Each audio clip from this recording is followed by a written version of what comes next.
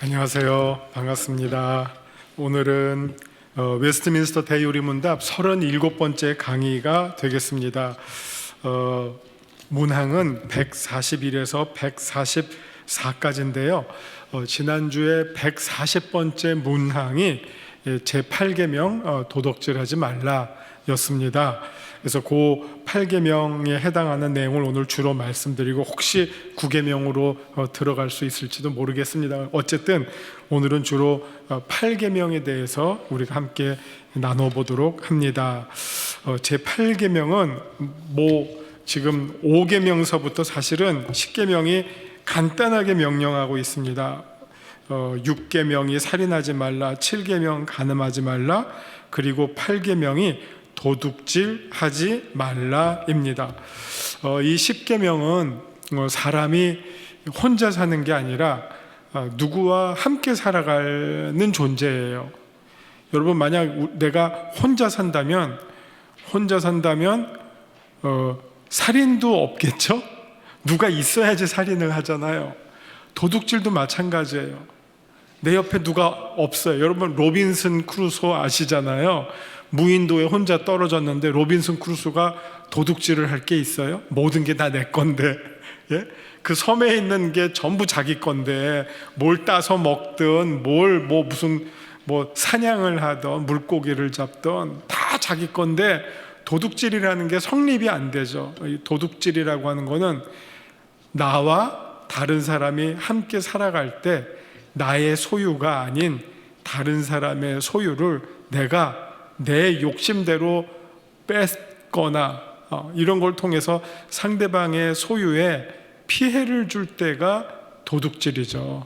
그러니까 이 10계명은 인간이 누군가와 함께 살아가는 존재인데 함께 살아갈 때 어떻게 하면 평화롭게 서로 최소한의 안전과 질서와 평화를 유지하면서 살아가는 법에 대해서 말씀해 주고 있죠. 근데 이게 일반 도덕과 다른 것은 그 인간이 이 사회 안에서 살아갈 때 꼭 필요한 게 두 가지 차원이 있는데 하나님과의 관계, 이게 이제 일반 윤리랑 다른 거예요. 하나님과의 관계, 그리고 이웃과의 관계. 그러니까 어떻게 보면 이게 그림을 그리면 십자가예요. 하나님과의 관계, 이웃과의 관계 속에서 어떻게 잘 평화롭고 안전하고 질서 있게 살아갈 수 있겠는가. 내 마음대로 막 하면 힘 있는 사람은 자기가 원하는 것을 얻을 수 있겠지만 힘이 없는 사람들, 여자들, 어린이들, 나그네들, 고아들, 여기서는 밀릴 수밖에 없잖아요. 그러니까 이걸 어쨌든 율법을 통해서 어떤 우리 인생의 도덕과 윤리를 통해서 가이드라인을 주는 것이죠. 이렇게 할 때 우리가 더불어서 평화롭게 잘 살 수 있다. 모두가 최소한의 안정된 삶을 함께 누릴 수 있는 방법, 여기에 대해서 알려주시는 것이죠. 자, 8계명은 사실 간단해요. 도둑질하지 말랍니다.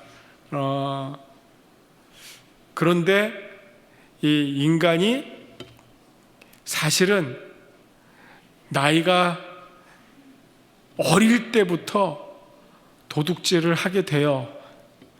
도둑질에 노출이 돼요. 어린애들 노는 장면 보세요. 어린애들 놀다가 싸우잖아요. 그러면 왜 싸워요? 네 거 내 거가 구분이 없잖아요. 예. 형제끼리든 형이 내 거 뺏었어. 예. 친구끼리도 마찬가지잖아요. 예. 사실은 이 도둑질은 어떻게 보면 아주 본능적인 거예요. 우리가 앞에서 다루었던 살인하지 말라, 간음하지 말라, 이것도 본능과 관계가 돼 있죠. 간음하지 말라, 이거는 어떻게 보면 성욕과 관련되어 있는 거 아니에요.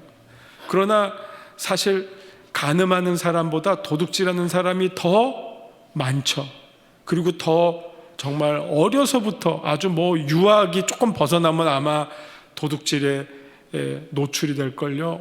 인간이라고 하는 존재가. 그만큼 이 도둑질은 아주 태어나서부터 뭔가 좀 움직이기 시작하고 생각하기 시작하면서부터 인간에게 침투하는 게 도둑질이에요. 왜냐하면 인간은 좀 쭉 단계대로 말씀드리면 인간은 뭔가를 필요로 하는 존재예요.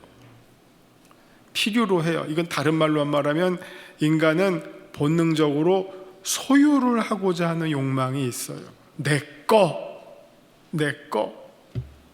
그 어린애가 자의식이 생길 때부터 함께 나라고 하는 존재를 어린애가 깨닫게 되는 때부터 함께 느끼기 시작하는 게 내 거예요. 내 거.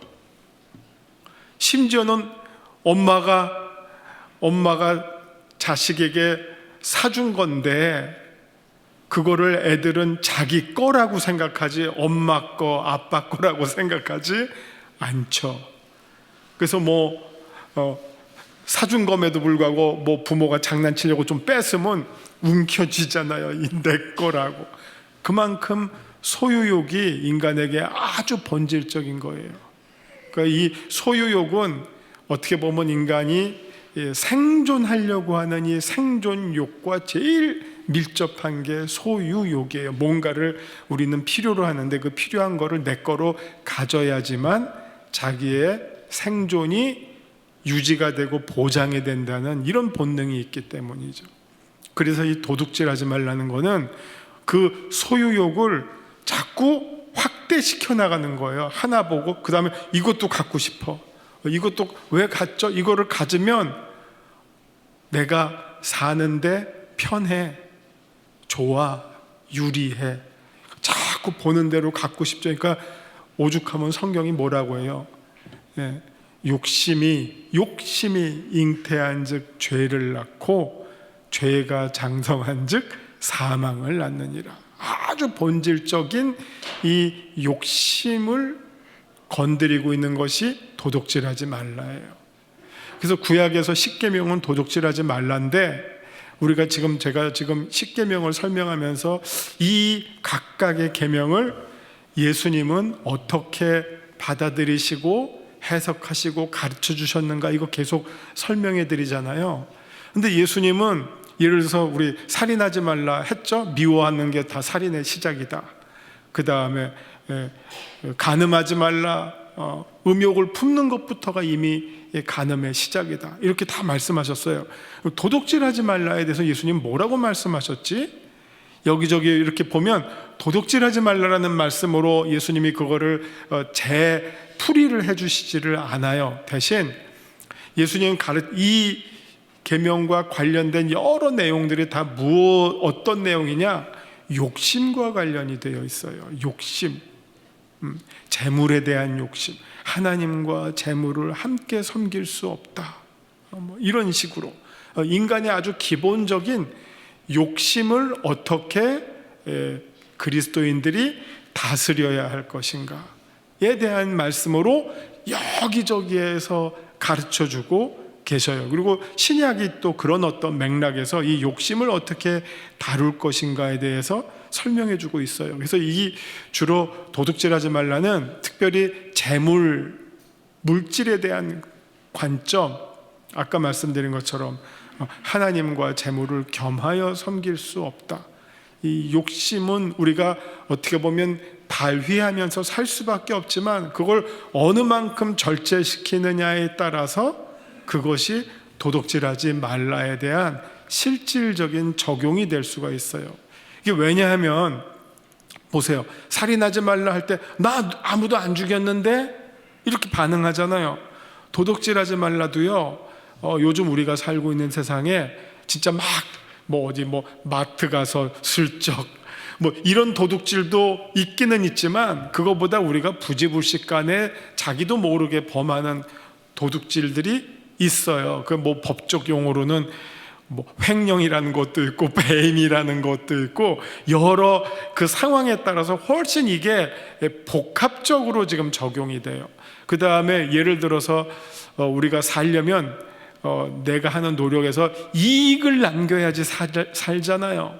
물물교환만 하는 건 아니잖아요. 우리가 사는 게 이미 이익을 남기는데 그 이익이 지나치면 그게 도둑질로 평가가 되는 거예요. 내가 사업을 해요. 그래서 막 직원을 고용을 하고 있어요. 근데 적정한 임금이 있잖아요. 그거보다 뭐 더 주는 거는 문제가 없는데 적정한 임금보다 더 낮은 임금을 줘요. 그러면 그것도 도둑질이라는 거죠.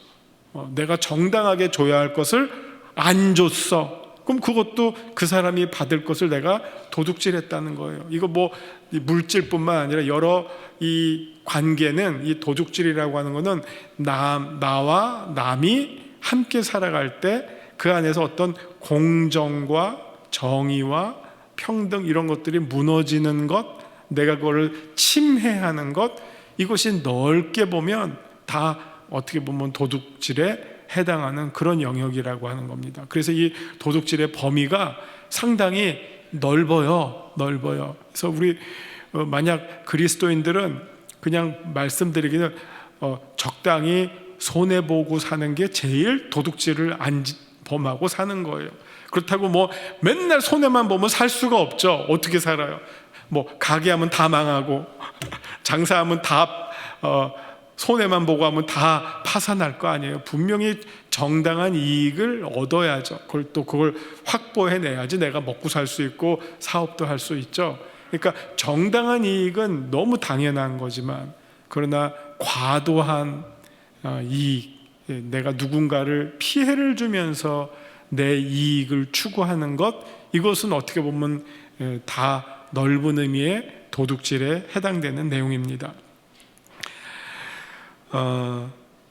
그래서 오늘 먼저 한번 쭉 정리를 하면요, 마태복음 6장을 한번 볼게요. 마태복음에서 예수님께서 어떻게 정리를 해주셨는지, 마태복음 6장 19절서부터 이게 사실은 34절까지 도둑질에 대한 예수님의 해석이라고 저는 이해해요. 근데 여기에 여러 메시지가 나와요. 이제 염려도 나오고요, 염려하지 말라도 나오고요, 무엇을 먹을까, 무엇을 입을까 염려하지 말라. 그 왜 염려합니까?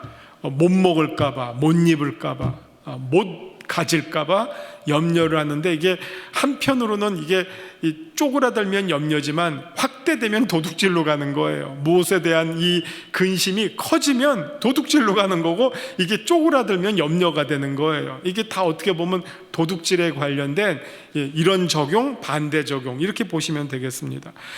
마태복음 6장 19절서부터 보면, 너희를 위하여 보물을 땅에 쌓아두지 말라. 거기는 좀과 동록이 해하며 도둑이 구멍을 뚫고 도둑질하느니라. 이건 누군가가 너의 것을 도둑질하기 때문에 이 도둑질을 막으려면 땅에 쌓아두지 말라. 그리고 보물을 하늘에 쌓아두라. 그래서 이 도둑질을 이겨내는 방법에 대해서 성경이 가르쳐주고 있는 것은, 우리의 관심이 땅보다는 하늘에, 그리고 이게 참 이상하죠. 목숨을 위하여 무엇을 먹을까 입을까 염려하지 말란데, 그러니까 이 너무 목숨과 입을 것, 먹을 것, 가질 것을 너무 연결하는데, 이거를 조금 띄워놓고 생각하라는 거예요. 이게 쉽지는 않겠죠. 내 목숨이 이런 것들보다 더 중요하다. 그러니까 이게 좀 어렵죠. 우리는 사실 내 목숨을 위해서 먹을 것, 입을 것, 살 것, 쓸 것, 여기에 막 혈안이 돼서 이거 내가 얻어야지 내 목숨이 편해. 그런데 그렇지는 않아. 네가 정말 목숨을 위한다면 먹을 것, 입을 것, 쓸 것, 누릴 것, 이거를 조금 거리를 한번 둬봐 하는 말씀이에요. 이게 참 신비하죠. 너무 여기에 집착을 하면 오히려 네 목숨이 이롭지가 않아. 근데 이런 것들로부터 조금 거리를 둬봐. 이게 불필요하단 말은 아니에요. 무엇을 있어야 되죠. 없으면 안 되죠. 우리가 옷 벗고 살 수 없고, 집 없이 살 수 없고, 뭐 쓸 거 없이 살 수 없잖아요. 그러나 그것 때문에 거기에 너무 몰두하면 오히려 너의 목숨이 이롭지 못하다 하는 거예요. 그러니까 목숨이 이런 것들보다 더 중요하다. 그러니까 이거를 너무 중요하게 생각하면 그 부자처럼 되죠. 곡간을 왕창 쌓아놨어요. 근데 하나님이 오늘 내 목숨을 거두어가면 이 쌓아놓은 것이 무슨 소용이 있어? 너가 갖고 있던 것이 무슨 소용이 있어? 그 말씀이에요. 그러니까 그게 필요한데 우리가 이 안에서 질서를, 우선순위를 가져야 된다는 거죠. 사람이 이거보다 더 중요하다는 사실을 깨닫고 나의 물질을 어떻게 보면 관리하는 법에 대해서 말씀해주고 있어요. 그래서 거기에 너무 집착하게 되면 우리가 세상에서의 염려에 우리가 빠지게 된다. 그 염려에서 헤어날 길이 없다. 돈이 없어도 걱정이지만 많아도 걱정이에요. 많은 사람이 돈에 초연한 것 같으니까 더 무섭대요. 돈에 더 집착을 한대요. 더 큰 거를 얻으려고. 그리고 뭐 사업 크게 한다고 편안할 것 같지만 늘 사업하는 사람들의 매 순간이 전쟁과 같아요. 크게 하면 더 큰 고민들을 해요. 조그맣게 하면 조그만 고민을 하지만 크게 하면 더 큰 고민해요. 뭐 월급은 그냥 줍니까? 내가 수천 명 거느리면 수천 명 월급을 줘야 하는 그 책임이 얼마나 막중한데요. 수백 명 월급 줘야 된다는 그것 때문에 잠 못 잘 수도 있고요, 병들 수도 있고요, 완전히 이 영혼이 피폐해질 수도 있어요. 그만큼 사실은 이 돈이라고 하는 것을 우리가 이겨내기가 쉬운 일은 아니에요. 그런데 이 마지막에 이게 어떻게 됩니까? 세상에 대한 염려보다, 그리고 내 뜻보다 먼저 하나님의 나라와 의의를 구하는 것, 이게 참 신기하죠. 도둑질하지 말라 해서 도둑질 안 하면 됐지가 아니라 이 십계명을 풀어나가는 뭐 여러 믿음의 선배들의 답이 뭐냐? 뭐뭐 하지 말라 했을 때 나 안 했어, 그러면 됐어, 이게 아니라 뭐뭐 하지 말라에 담겨져 있는 그 근본 정신을 건드리고 그것을 풀어나가기를 원해요. 도둑질하지 말라? 나 안 했는데 끝! 이게 아니라 도둑질하지 않는 진짜 비결이 어디에 있느냐? 세상 염려를 하는 것 대신에 하나님의 나라와 하나님의 뜻을 먼저 구하는 것. 그게 어떻게 보면 훨씬 높은 수준에서 도둑질하지 않는 법이다 하는 거예요. 이거 내가 갖고 싶은데 꾹 참어. 여기에서 끝나는 게 아니라 이거 내가 이렇게 하면 뭐 더 이익을 남길 수 있을 것 같은데, 이런 생각하지 말라, 여기서 멈추는 게 아니라 오히려 한 걸음 더 나아가서 하나님의 나라와 하나님의 뜻을 먼저 구하는 것이 작게는 도둑질을, 그 유혹과 욕심을 이겨나가는 방법이다, 이런 말씀을 가르쳐주고 있습니다. 자, 그럼 우리 141번으로 들어가서 보시겠습니다. 자, 제8계명에서 요구된 의무가 무엇입니까? 아주 답이 긴데요, 이 중간 한 셋째 줄부터 보면 이 세상 물건에 대한 우리의 판단, 의지, 애정, 이것에 대한 절제를 말하고 있고요, 우리의 생명 유지에 필요하고 편리하며 우리의 상태에 맞는 것들을 획득하여 보존하며 사용하고 처리하려는 주의 깊은 배려와 연구이다. 요새 강의 많이 하시는 김창욱이라고 하는 분이 아시죠? 김창욱 쇼? 제주도 출신이죠. 제주도 출신이고요.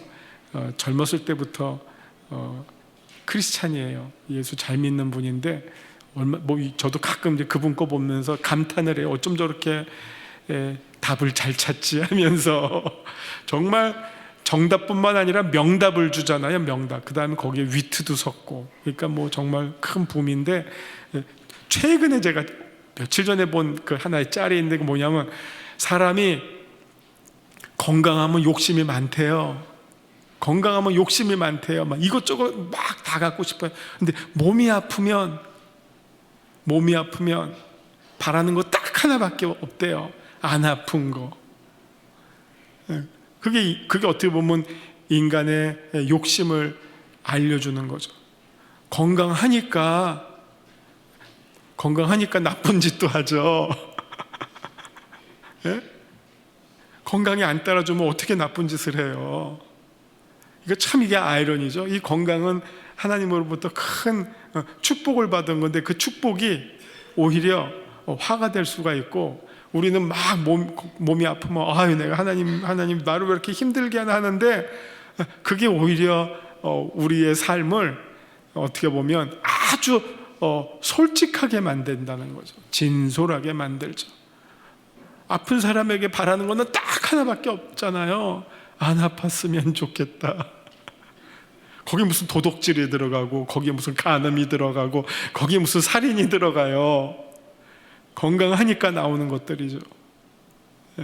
그러니까 이게 바로 그러면 그리스도인들은 어떤 사람이냐? 건강하지만 아플 때의 생각을 하면서 자기의 욕심을 절제하는 훈련을 하는 사람들이 그리스도인이라고 볼 수 있어요. 그게 바로 항상 기뻐하고 범사에 감사하고 쉬지 말고 기도하라, 이 삼총사가 언제 적용이 되겠습니까? 바로 이런 것처럼 우리의 욕심을 다스리고 주어진 것에 내가 감사하고 지나친 욕심을 부리지 않고 욕심으로부터 내가 자기를 절제하고 자기를 지키는 그 훈련을 해나가는 것, 이것이 우리가 예수 믿는 사람들이 연습하는 것이고 또 우리가 얻게 되는 큰 축복이라고 생각이 돼요.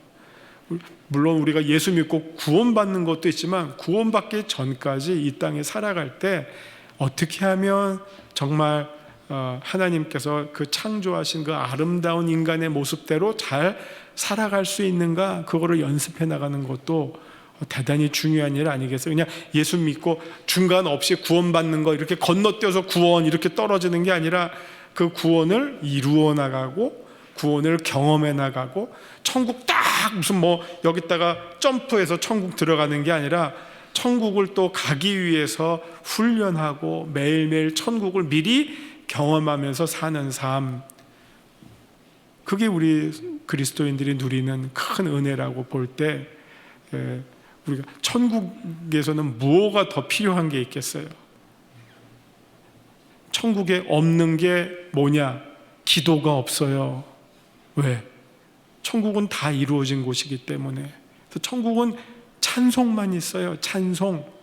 하나님의 영광을 보고 영광을 노래하는 것만 있는 거예요.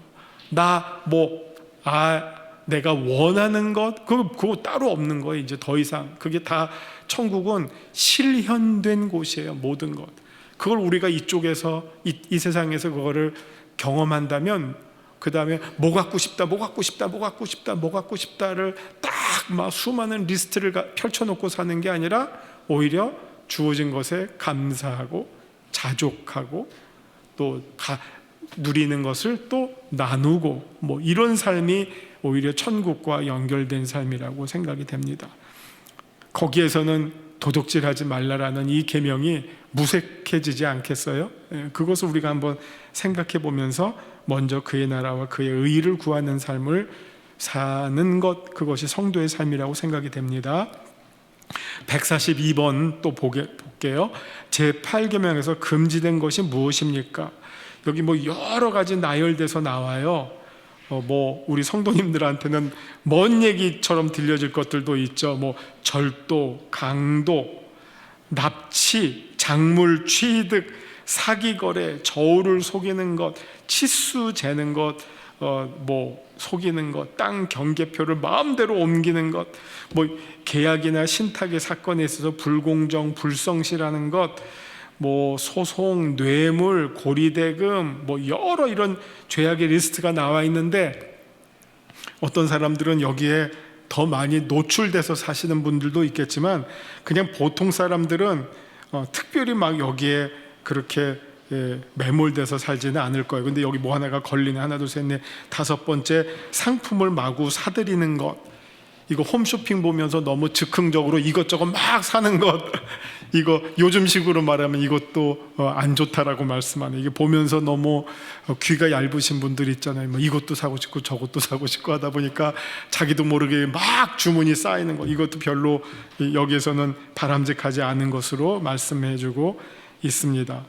아래쪽에 가시면 게으름, 방탕, 낭비, 노름, 이런 것들은 하나님께서 우리에게 주신 재물을 올바로 사용하지 못하는 잘못된 모습이다. 이게 도둑질하지 말라가 단순히 내가 남의 거 안 훔쳤다 해서 끝나는 게 아니라 지금 여기에서 말씀하고 있는 이런 모습들이 다 자기의 욕심을 잘못 다스리고 있는 사람들의 불편하고 부끄러운 모습들이다 하는 것을 기억하시면 되겠습니다.